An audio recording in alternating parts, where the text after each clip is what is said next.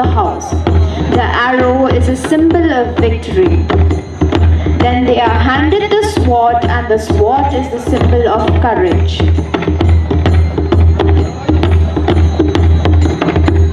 The warriors is also given some handful of raw and uncooked rice as a symbol of protection. The shield that they carry represents or symbolizes the warriors as the protector of the motherland, the clans, and a house.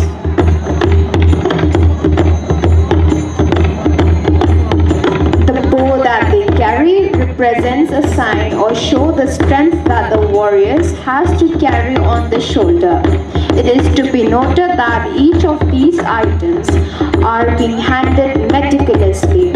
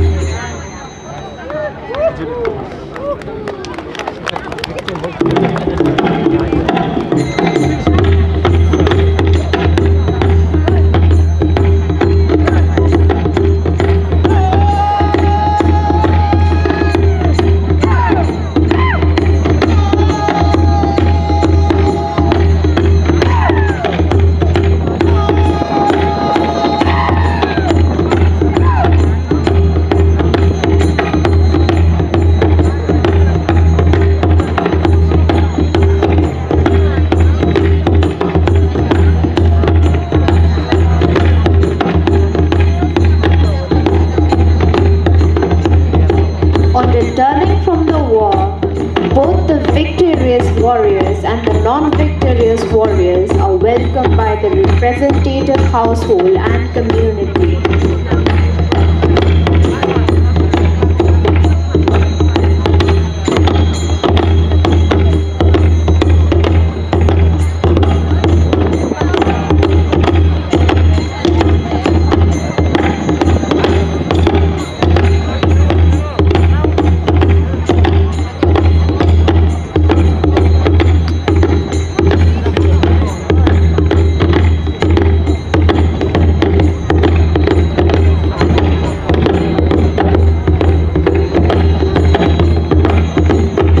The woman who had blessed them earlier before going to the war do make sure to sprinkle some holy water 3 times in a row and at the warrior's head, and also wash their feet at the meat that formed the bloodshed they've seen and encountered, to clean their body from bad omen and to rejuvenate their body and soul.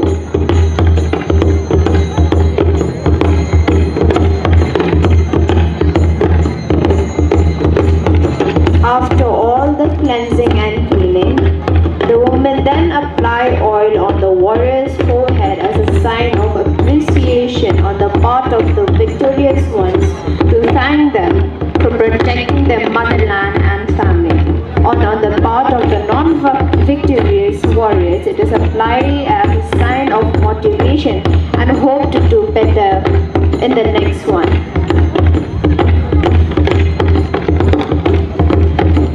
Then the male warriors turn or face backward from the woman, and the woman sprinkles some uncooked rice at the male warrior. Rice in the Khasi culture represents not only a staple but also a sign of strength and a symbol of bad omens and spirit. And in this case, it does both the job of wheel of bad spirits and omen. And it protects the warriors from hunger and for staying away from home for so long. Lastly, the woman gives the warriors some betel nut and leaves known as ukwai utapom to eat, and this is to symbolize respect on the part of a woman to the warriors who did not shy away from protecting the land, the clans, and the family.